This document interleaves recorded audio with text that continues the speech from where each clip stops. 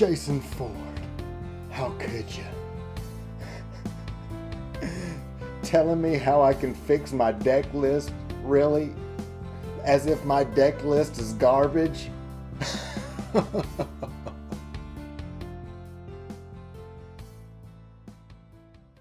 Oh yeah, I asked you for help. Well, in that case, thank you, Jason Ford. You're the best. And honestly, everybody, I'll say this, right? Jason Ford was also actually the very first person to comment on my videos, and he provided some guidance on my modded tournament. Remember modded tournament on the green level clearance server? He commented on that and gave me some suggestions for that. So that's what we're going to be doing today. We're going to be going through my deck list with these suggestions and looking through it, and me talking about what I'm thinking and interpreting Jason Ford's suggestions and trying to implement those. And that's going to be some fun stuff here. But before I get started on that, Gorsh, I need you to go ahead and cut off the camera right now. All right, turn off the TV. Can't have you watching this, man. Last time we went 1-1, run or split, right? And so I don't need you to have any more advantage. I just like to, if I can just go 1-1, you know me, I'm happy. Can't have you getting any more advantage. So just go ahead and cut it off right now. All right, Gorsh, don't do this. We're playing this weekend. We've got to make this fair, right? Just cut it off. Okay. You asked for it. Yeah. So you cut Gorsh's internet line like I told you to, right? Excellent. Now we can complete Operation Build My Deck as planned. All right, now that all that's taken care of, let's get into some deck building here. So again, with Netrunner DB, you go to My Decks. It'll store as many of them as you want, and you're even able to select it, and you can publish it for other people to have if you're really impressed with your deck, or you just want to provide it for other people to use, or whatever reasons there is, right? You can publish it. I have not published any of my decks yet because I've only built a few and they're mediocre at best, and the rest of them are deck lists that I've taken from already published decks. So that said, what we're going to do is we're going to click edit here, and we are now into, let me make sure my collection's right. No, it's not. So let me just none. I'm going to go System Core 2019. System Core 2019 and Ashes Cycle. I guess that's part of the Ashes Cycle. I'll accept that. Hopefully I don't mess up and have an illegal card in there. So then we are going to, let's see here, go back to build. And we're going to pull up,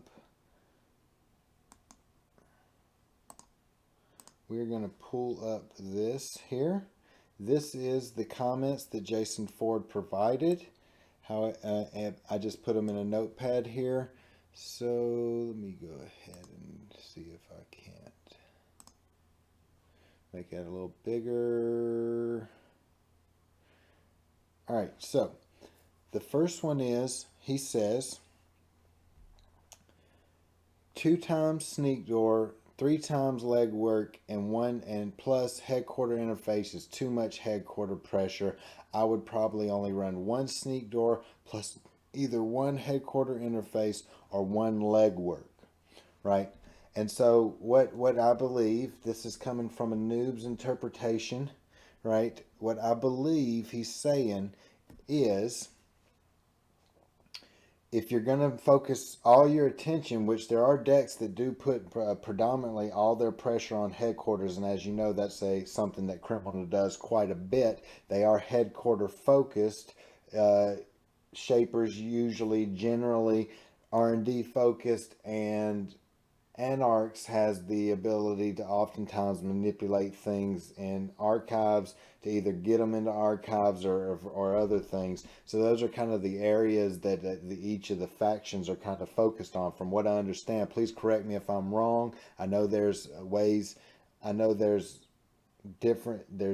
variations in each of the factions to where they do different stuff than what they were originally tend or kind of flavored to do, but that is my general understanding of it, and I'd love to be corrected if that's incorrect. So please do so in the comments. That said, I've been playing this deck, and let me tell you this: that aggressive headquarter presence that I've been putting on with those legworks, and I would install a couple, I think two, sometimes two headquarter interfaces, and then I would have my legworks here. Headquarter interface lets you access an additional card every time you make a run on headquarters, and then the legworks is an event that lets you access two additional cards. So you're doing 3+2. You're getting to see the whole hand if their max card limit is 5, right? So I've actually accomplished that a few times and won some games from that super aggressive, and that's like some hyper aggressive headquarter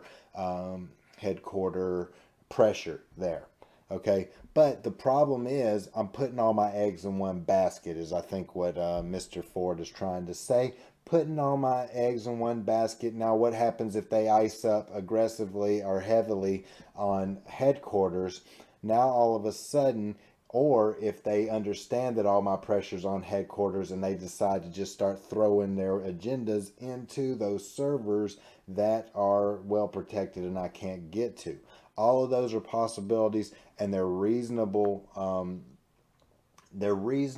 conclusions, because the goal of Netrunner is to deck building from what I've seen. Now, again, this is all secondhand because I hadn't built it, but I've kind of just paid attention to people talking and using common sense to kind of infer what they're saying. But basically, when you're building a deck, you're wanting to build a deck that will have a high percentage win rate, because you're not going to win them all. And you want it to be a high percentage win rate across multiple IDs that you're going to be playing against, right? So you're looking at, I've played 5, 6 of the most predominant IDs in there, and my deck is at 75% win rate.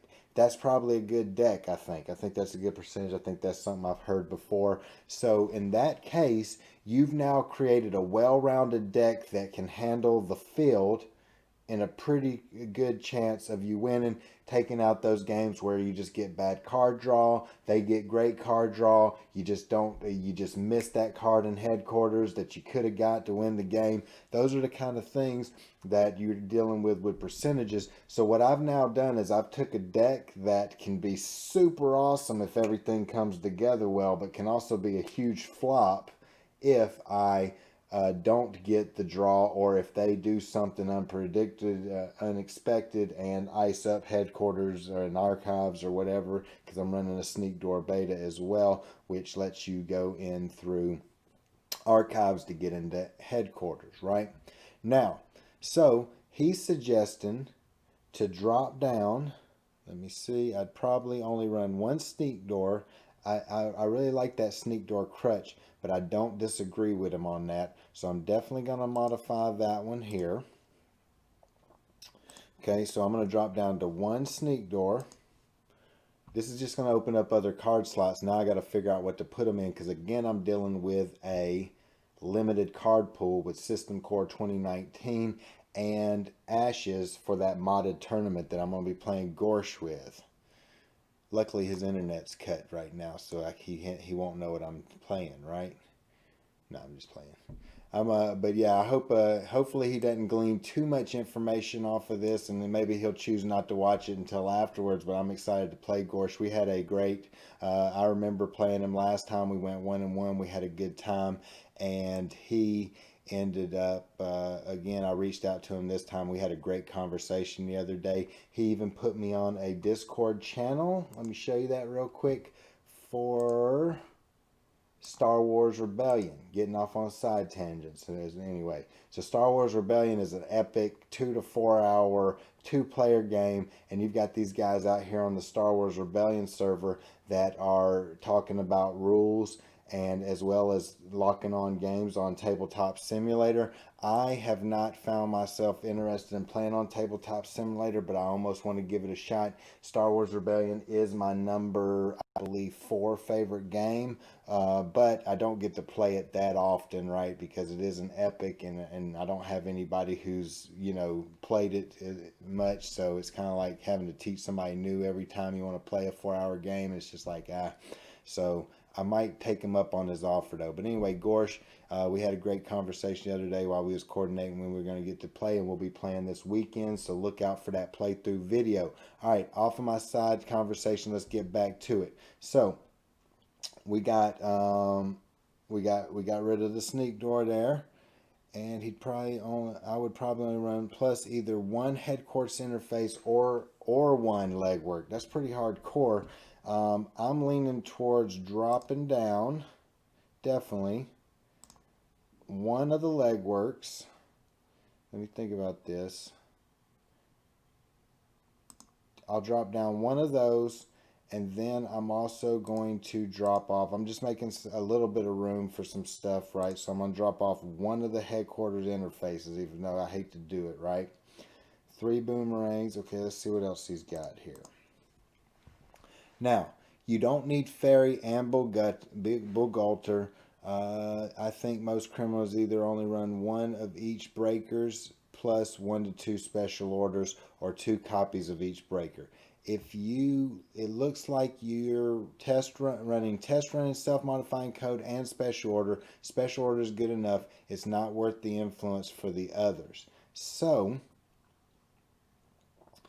I put in these other ones because they offer different type of what they call tutoring. Tutoring meaning you're able to go into your deck and pull it out in some manner, shape, or form. That means you don't have to go through all 45 cards to find that card necessarily. You can go in, pull it, reshuffle your deck. Recursion is the word they use, which means going and being able to pull stuff back out of archives or your heap once you have discarded the card, right? Cards like Jackson Howard for the Corp, as well as Retrieval Run, I believe, for the Anarchs, offer things like that, and the chip. I can't remember the name of the chip. Clone chip, I believe. So, anyway, that said, he's saying to go ahead and just run special order and save the influence, which after looking at it, I've got, 6 influence rolling in on these. So I'm going to do that. I was really just trying to play with test run and self-modifying code because I've seen them played so many times, but I've never got to play them myself much, even though I've always loved them. I've seen them. I pretty much can figure out how to play with them. I've seen them played so much, and I just wanted to play with them. And it's limited card pool, so me and my limited ability to identify, how card interactions work, I just end up, basically settling for something that I feel comfortable with, that I've seen work, and I just wanted to play with them for myself. That's really the main reason why I put those in there instead of saving that influence and just running more special orders.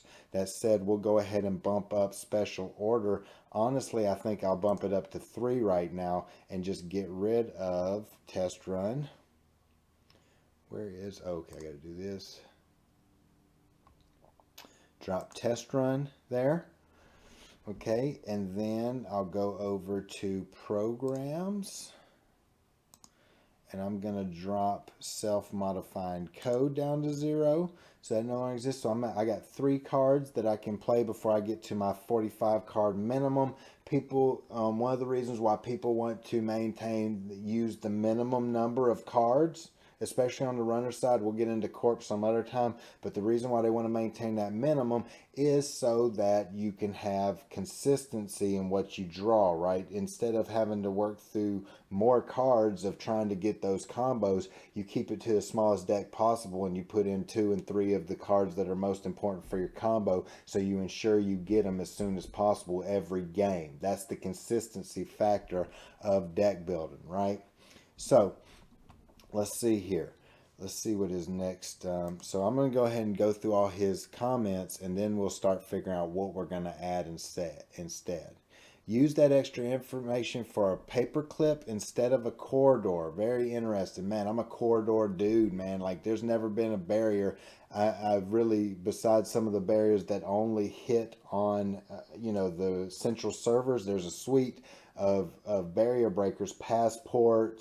I can't remember the other ones, but you can't use them for remote servers. So I've used those a good bit in corridor. There's pretty much my barrier breakers that I've used almost exclusively. So he's saying cut out the corridor and run some paperclip. Now the value of paperclip, I've never played with paperclip before, but what's awesome about paperclip is the fact that you can, wait, I might not actually have paperclip in this card pool. Actually, I don't, and that's what I was telling him. I don't think that I have a paperclip, so I'm gonna have to stick with the corridor, unfortunately.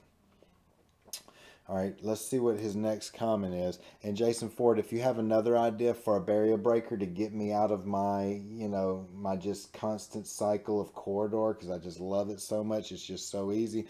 Besides paperclip, please let me know, and I might adjust that before the tournament this weekend. Use those extra card slots for more draw. Deuces Wild, Earthrise Hotel, or DreamNet are good options. I agree. In that case, I do have the Career Fair, which will assist me with the Earthrise Hotel. So I will add that and Deuces Wild. I've used Deuces Wild before, but I haven't used it too much. Deuces Wild is I'll do it by name real quick to get to D's. Deuces Wild. Where is Deuces Wild? Oh, Deuces Wild is not a card in this card pool either, but I do believe that the Earthrise Hotel is for sure. So let me go over to resources, unfortunately. Earthrise Hotel. I found out about this combo in the Netrunner tournament. Actually, a deck list I got had the Supplier, Career Fair. Different ones that I've played have had a combination of Career Fair, the Supplier. Check out the Supplier. I love that card. I love Career Fair and the Earthrise Hotel. As long as it costs you 4 money, but as long as you can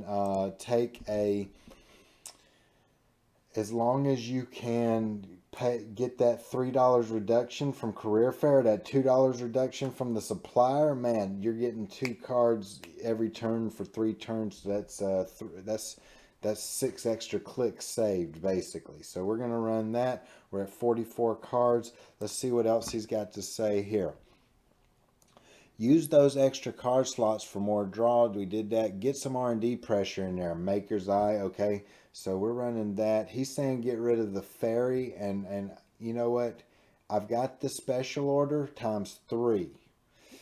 Yeah, hang on. You know what I'm going to do here?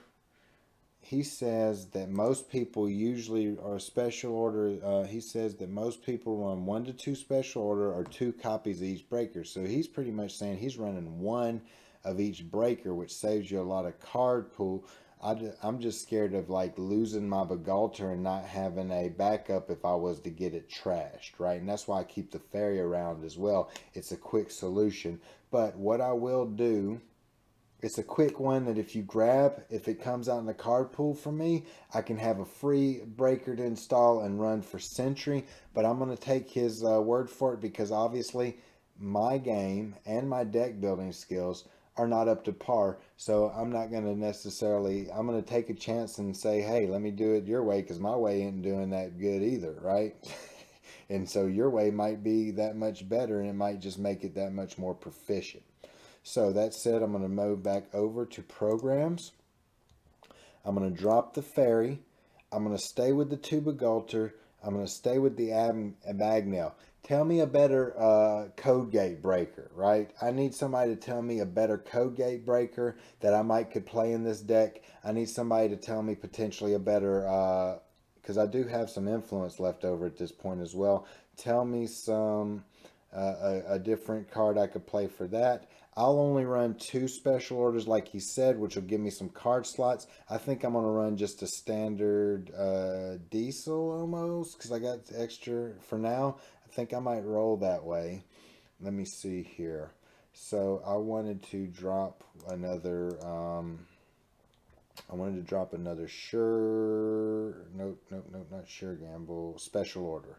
I'm gonna drop another special order down to 2. Then I got 2, 2, and 2.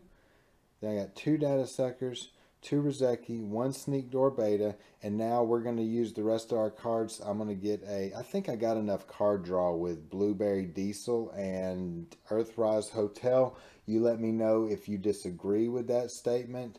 How much is I don't know if I've had worse is in this card pool. Let me look here. I've had worse.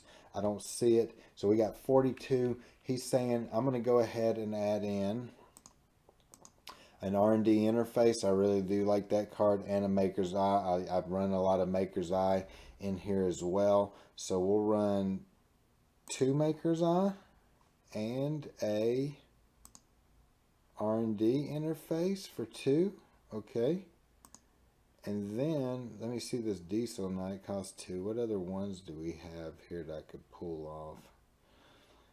I really want to try and play some of this stuff I haven't played before, but at the same time, as an additional cost, is Simulchip. I've seen this one. If no installed programs have been trashed, this turn, I've seen people playing this a lot. You must trash 1 installed program as an additional cost to use this hardware. Programs have been trashed this turn. You must trash 1 installed program as an additional cost. Install 1 program from your heap, paying 3 less. That means you pretty much have to play that the turn you get it out. Otherwise, you have to trash a program. Oh, no. If no installed programs have been trashed, I wonder, man, I don't understand how to use that, honestly. I don't completely get that. Where are we at here? Eroder, Data Sucker.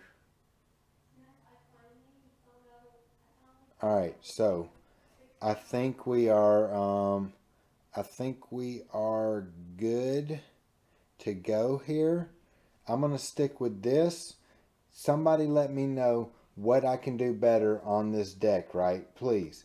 I need, provide me, if you know of some cards in this modded card pool. Again, System Core 2019 and Ash's Cycle that I could add in here to make this more powerful that I probably hadn't played before. Give me a holler in the comments, because I'm interested in playing new cards and I'm interested in making this deck a little bit better. Alright, so there it is. There's the final deck list. I appreciate y'all watching this. Hopefully I get some more suggestions to make this better. I've pretty much played with all of these cards a good bit here. So I think I am good to go as far as piloting this one. But I'm looking to play cards I haven't played before. So let me know what I can do to this deck to do something different than what I'm pretty much doing with the standard criminal headquarter and a little bit of R&D pressure that I got going on here, right? Give me a holler. All right, take care. We'll see y'all next time. Look for the game. This weekend should be coming out either Saturday or Sunday. Modded tournament with Gorsh. Can't wait. Looking forward to chatting with him as well and getting in our game. So we'll talk to y'all later.